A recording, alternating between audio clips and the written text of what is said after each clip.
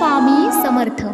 वाईट दिवस येतात तेव्हा काहीच करायची इच्छा होत नाही. पूर्ण दिवस तणावात जातो. सगळेच प्रश्न एकाच वेळी समोर येतात.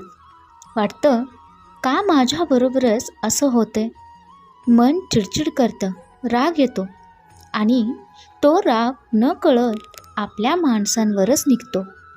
पण हे दिवसही जातात, त्यांना थांबवता येत नाही, पण त्यातून स्वतःला सावरता येतं. कधी कोणी आपल्यासोबत असतं तर कधी कोणी नसतं, पण शेवटी स्वतःलाच आधार द्यावा लागतो. कारण आयुष्य सुंदर आहे, फक्त काही दिवस कठीण असतात. म्हणून लक्षात ठेवा, वाईट दिवस असतात पण आयुष्य वाईट नसतं. कधी अपेक्षा धरू नका. जर आपण एकाच दिवशी 200 रुपयांचा माठ आणि 200 रुपयांचा बुके घेऊन आलो आणि घरी आल्यानंतर अचानक माठ फुटला तर आपल्याला अतिशय दुःख होतं. कारण इतक्या लवकर माठ फुटेल अशी आपली अपेक्षाच नसते. परंतु 200 रुपयांच्या बुकेमधील फुले संध्याकाळी सुकून जाणार आहेत हे माहिती असूनसुद्धा त्याविषयी आपल्याला दुःख नसतं. आयुष्यही असेच आहे. लक्षात ठेवा, ज्याच्याकडून जितकी अपेक्षा जास्त तेवढंच दुःख त्याच्याकडून वाट्याला येत असतं आणि ज्याच्याकडून अपेक्षा कमी त्याच्याकडून फारसं दुःख वाट्याला येत नाही.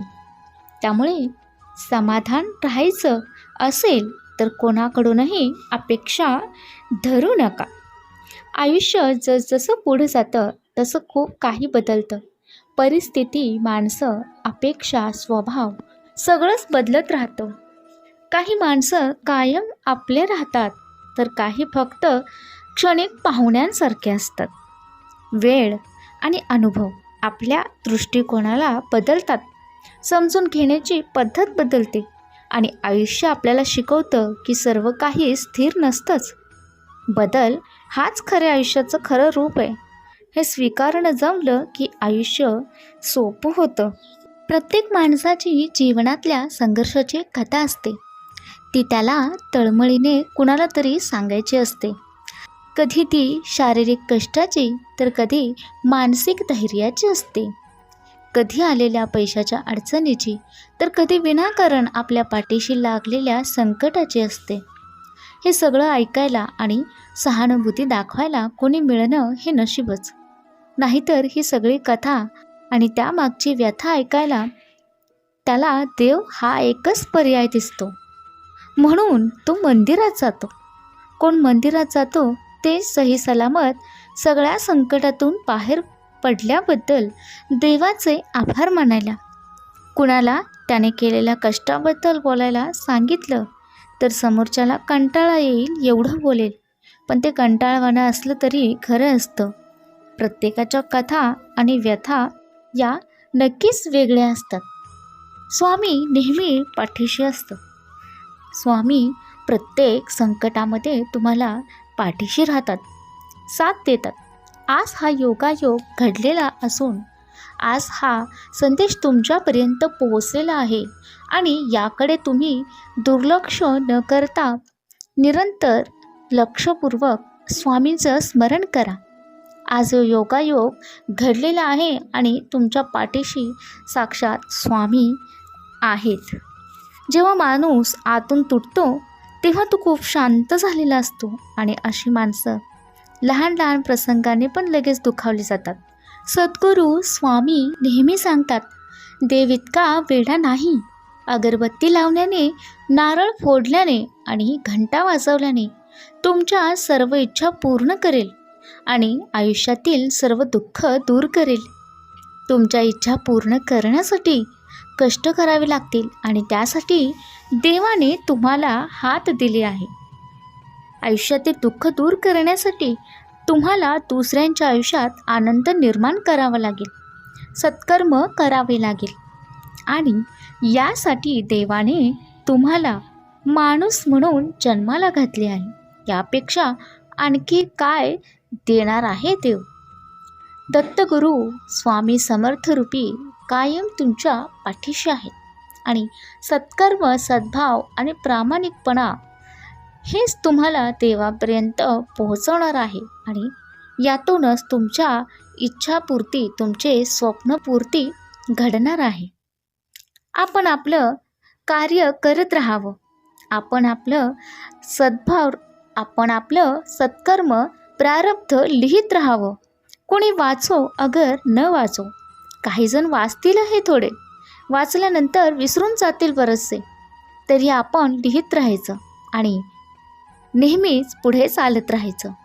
साचलेलं थोडं पाणी वाहू द्यावं आणि नवीनसाठी जागा तयार करावी.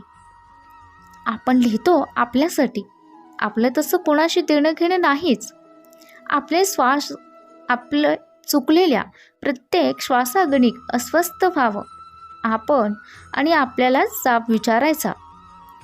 आपण कुठे चुकलो आणि कुठे बरोबर होतो याची निरीक्षण आपण स्वतः करायचं. तेच तुम्हाला सद्गुरूपर्यंत पोहोचवणार आहेत.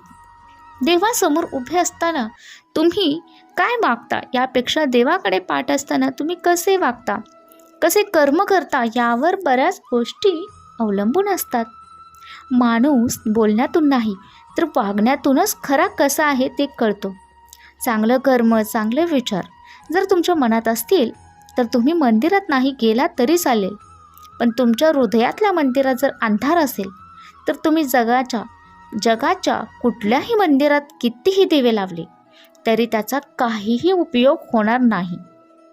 एक गोष्ट नेहमी लक्षात ठेवा, आयुष्यात आपण किती खरं आणि किती खोटं आहोत हे फक्त दोघांना चांगलंच माहिती असतं.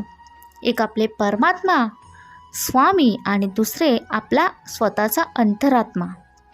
जगापासून आपण लाख लपवलं तरी आपल्या आत्म्याला आणि आपल्या परमेश्वराला या गोष्टी नक्कीच माहिती असतात. त्यामुळे आपल्यातील दोन गोष्टी कधी संपू देऊ नका. एक मनाचं बालपण आणि आपल्या अंतःकरणातील आपलं देवपण. हे संपलं की माणूस तिथेच संपत असतो हे लक्षात. खूप गोष्टी हातातून निसटतात, खूप नाती तुटतात आणि खूप संकट येतात, अडचणी येतात. त्यातून मार्ग काढायचा देखील आपल्याला कळत नाही आणि सहकार्य देखील कुणाचं लाभत नसतं. पण या सगळ्या गोष्टीमध्ये कधी आपलं प्रारब्ध, आपले कर्म देखील आडवे येत असतात.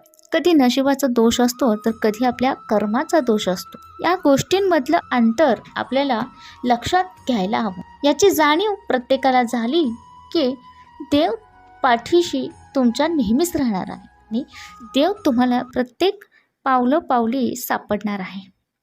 प्रार्थना तुमची असते आणि त्याचं उत्तरही तुम्हाला नक्कीच सापडणार आहे. प्रत्येक अपयशामध्ये त्याचं एक यश देखील दडलेलं आहे. स्वामींच्या चरणी एकदा निशंक होऊन तर बघा. तुमच्या कष्टाचं फळ तुम्हाला स्वामींच्या कृपेने नक्कीच मिळणार आहे.